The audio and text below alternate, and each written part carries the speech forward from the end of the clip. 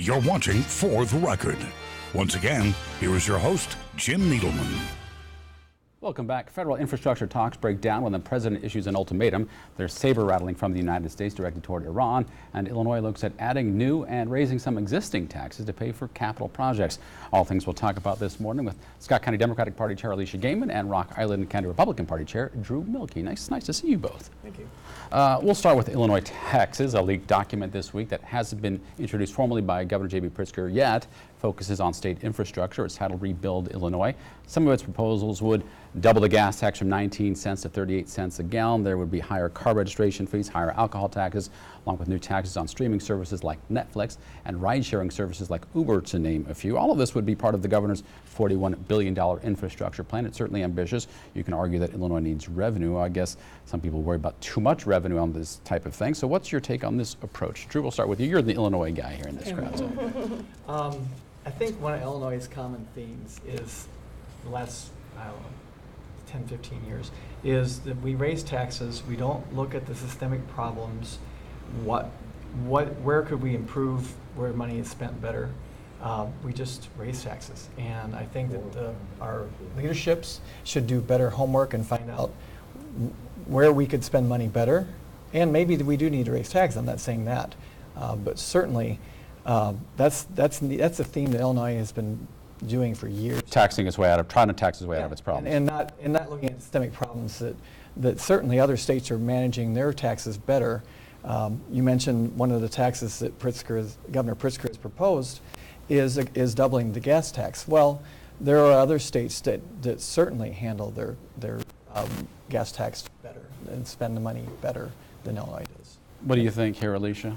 Well, I definitely... You heard the argument, obviously, that Democrats like to tax. Yeah. Well, I don't know that I agree with that fully, but we definitely, I think Illinois has been in a situation. I served in the Iowa legislature for about 10 years ago now, and even then it was an issue as far as how are they going to balance their budget, what was going to happen. I never envied that conversation that they had to have. But really looking at a progressive tax, I think, is a smart thing to do. I think at the state where Illinois is at currently. But this isn't the progressive, these are the other issues, usage fees. Yeah, and I think Illinois has to have a large conversation about that because where they're at financially, it's time. It's time that they bring the state in, the local communities. They need to go around. I don't know that rolling out a plan just from one elected official's office is going to be the answer or be able to be approved. But I think it's a conversation that needs to be had, and I think it's time to look at it. In Iowa, one of the other things that we really struggled with was when online sales became what they were, looking at the fact we weren't getting sales tax and how that hurt local communities. And I know with the level of property taxes and other taxation in Illinois, the Illinoisans are feeling it.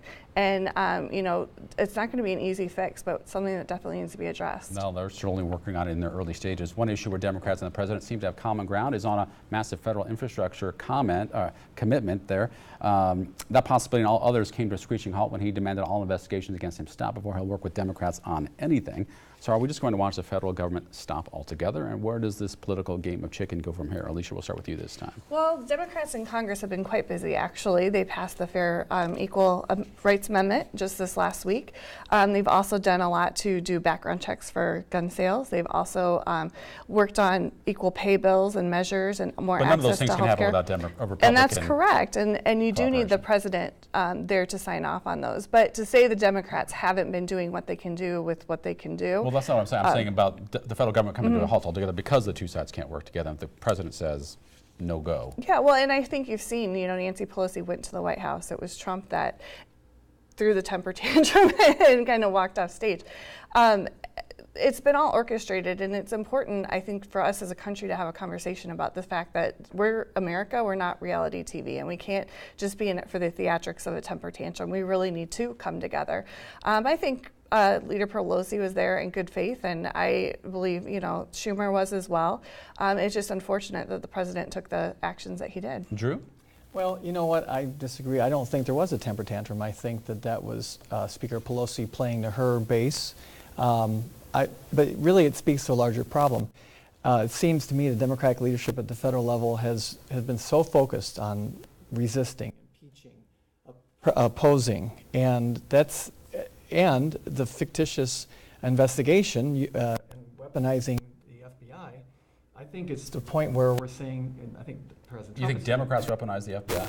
I said the previous administration with the last reports that we're talking about, the Russian investigation, which pretty much investigated the Trump campaign. That's what Attorney General Barr just said. So I think that President Trump is just saying enough.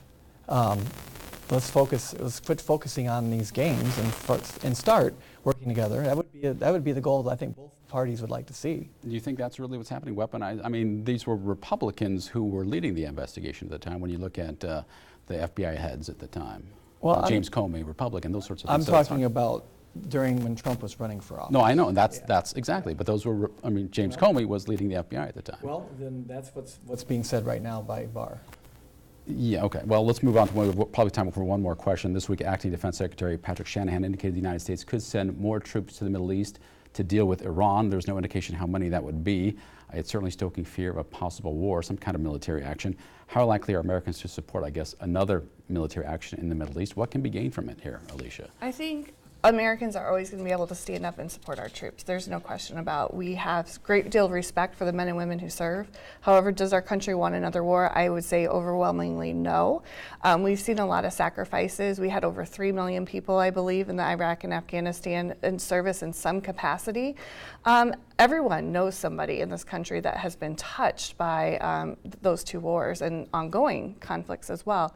And so I don't think we're ready. And I think we're really frustrated, too, to see the president's willingness to sit down with people like North Korea and have conversations. But then with Iran and Iraq, it's just, okay, well, we're going to walk away from the table. So I think there really needs to be a level of diplomatic engagement that needs to happen first. Drew, is it time to address Iran in this manner?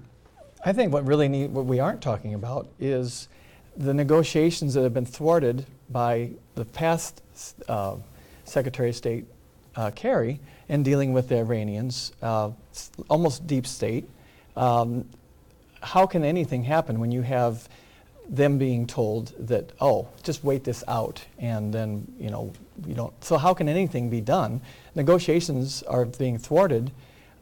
It's illegal. It violates the Logan Act. And I think that's one of the big problems we're having. That's why we're getting to this level, why we're talking about this, is because of what is going on behind the scenes, which shouldn't be happening. Private citizens should not be negotiating with foreign governments for the United States. Well, and I think it's unfortunate, though, this angle that you're coming at it with, though, because we did have a treaty with Iran and with all the other major countries in the world who have interest in this, and it's really unfortunate because we kind of threw that away the second, it didn't suit the president. It was Obama's deal, and so therefore it was no longer any good, and it just got scrapped. And I think, it's unfortunate because there was pieces of there that you could have worked from if you wanted to change it. You didn't have to just walk away with your ball at the end of the day. Unfortunately, we're out of time, guys. Alicia Gaiman, Drew Milkey, thanks so much for your insight, both of you. Certainly appreciate you being here. That brings us to our question of the week. What do you think about the United States deploying more troops to the Middle East to deal with Iran? Send your answer by email to fortherecord@whbf.com. Or respond to this post on Facebook at the Local 4 News WHBF TV page or on my page. Straight ahead, Puppet Masters, what past relationship shows how close the two Democratic presidential frontrunners really are. You're watching For the Record.